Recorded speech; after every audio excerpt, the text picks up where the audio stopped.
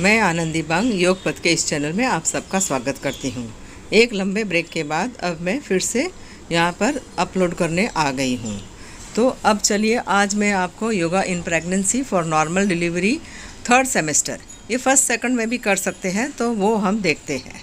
तो चलिए, इसमें जिन्होंने सब योगा का डेमोन्स्ट्रेशन दिया है वो पहले से ही योगा करती है, तो बाकी लोगों को जो है वो अपनी शारीरिक क्षमता के अनुरूप ही योगा करना है। नंबर ऑफ़ राउंड्स भी जितना आपसे होते हैं उतने ही आपको करना है। चलिए हम शुरुआत करते हैं बटरफ्लाई से। इससे आपके पेल्विक रीजन जो है वो लूज़ हो जाते हैं, जो आपको नॉर्मल डिलीवरी में मदद करते हैं। इस तरह से करते जाइए। अब नेक्स्ट जो है वो चक्की चालन। पहले आपको क्लॉकवाइज घुमाना है, गोल पूरा घूमना है जितना आप जा सकते हैं आगे, और अब रिवर्स। इससे आपके गर्भाशय की अच्छी एक्सरसाइज हो जाती है, जो आपको नॉर्मल डिलीवरी होने में मदद करता है आगे जा कर के। अब चलिए मार्जरासन। आपके बैक पेन के लिए श्वास भरते हुए सिर को ऊपर उठाया है, सिर ऊपर आपका, और बैक जो है वो अंदर की ओर। ये बैक के लिए अच्छा सा पोस्चर है। अब ये पोजीशन ए थी, अब इसको पोजीशन बी में आना है। तो उसके लिए आपको सिर नीचे करना है और पीठ को ऊपर करना है। तो इस तरह से बैक जो है वो आपकी ऊपर नीचे होगी। आप इसे 8 से 10 राउंड इस तरह से आप कर सकते हैं। बैक के लिए अच्छी एक्सरसाइज है, जो लास्ट ट्राइमेस्टर में जो बैक पेन होता है वो नहीं होएगा। अब इसी में ट्विस्टिंग। अपोजिट हाथ, राइट हाथ को लेफ़्ट नी के पास रखा है, दूसरे हाथ को ऊपर उठा दिया है। अब इसको चेंज करेंगे। अब लेफ़्ट हाथ को राइट नी के पास और राइट हाथ को ऊपर उठा देना है। स्ट्रेचिंग करना है, ट्विस्टिंग, स्ट्रेचिंग, सब कुछ। तो ये अपर बॉडी के लिए एक अच्छी एक्सरसाइज है स्ट्रेचिंग के साथ में।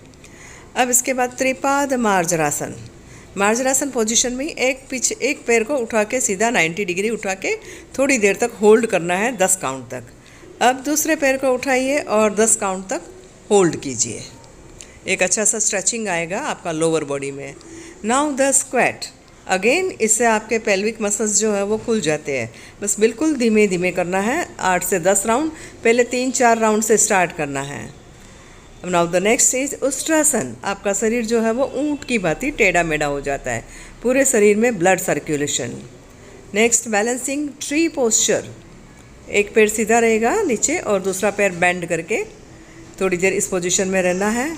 अब इसके बाद जो है वो बैक लेग स्ट्रेचिंग दोनों। अब प्राणायाम के लिए पहले क्लिनजिंग करेंगे। एक नोस्ट्रिल को बंद करके दूसरे नोस्ट्रिल से एक्सहेलेशन करना है, फोर्सफुल एक्सहेलेशन। अब इसके बाद एक सिंगल करने के बाद दोनों नोस्ट्रिल से एक साथ you to do exhalation. Now let us start with the Anulom Vilom. इसमें आपने राइट नोस्ट्रिल को बंद किया है, लेफ्ट से पहले एक्सहेल करना है, फिर इनहेल करना है, then close the left. Now exhale through the right, then very slowly inhale through the right, close the right. Now दूसरे नाक से जो है वो एक्सहेल करना है, फिर इनहेल करना है। अब धीरे से दूसरे नाक से एक्सहेल करके स्टॉप कर देना है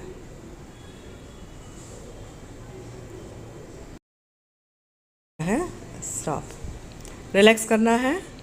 deep breathing. Now we shall start with the deep breathing. तो डीप ब्रीदिंग के लिए आप पहले सांस भरिए।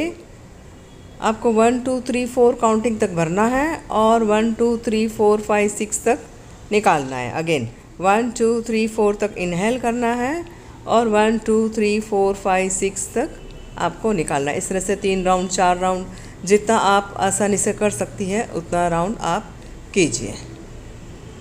तो ये था deep breathing. Now after relaxation we will do Chandrabhyas. Chandrabhyas यानी लेफ़्ट।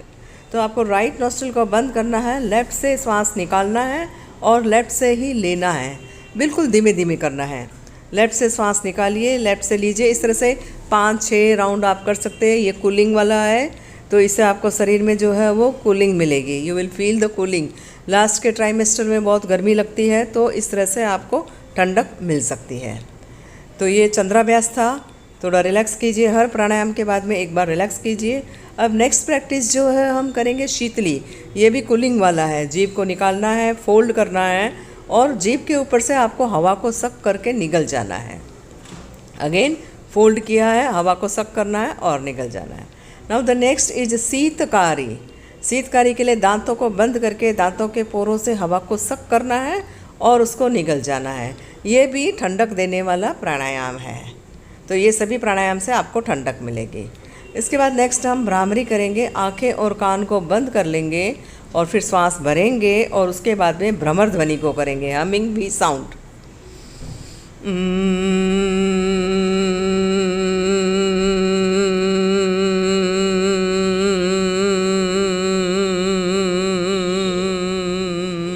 अब आपको सीधे लेट जाना है। ये आपको एकदम लास्ट में इसकी प्रैक्टिस अभी करनी है, लेकिन ये आपको लास्ट में अप्लाई करना है। कब? जब आपको लेबर पेन आना शुरू हो जाए, तो उस समय आप इस तरह से लेट जाएंगे और लेट करके आपको श्वास भरना है। जब लेबर पेन आए तब आपको श्वास भरना है और श्वास निकालते हुए उकार का साउंड करना है। इस तरह से भरिए श्वास, ओ।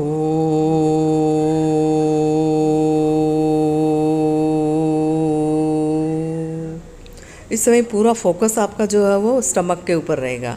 तो इससे क्या होगा, उकार करने से उसके वाइब्रेशन स्टमक में जाते हैं और आपका बच्चा जो है वो धीरे धीरे नीचे आ जाएगा।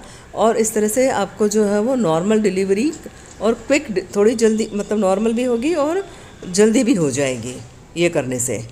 तो ये करने से आपको नॉर्मल डिलीवरी में हेल्प मिलती है। तो चलिए आज के सेशन में इतना ही। शेयर लाइक कीजिए मेरे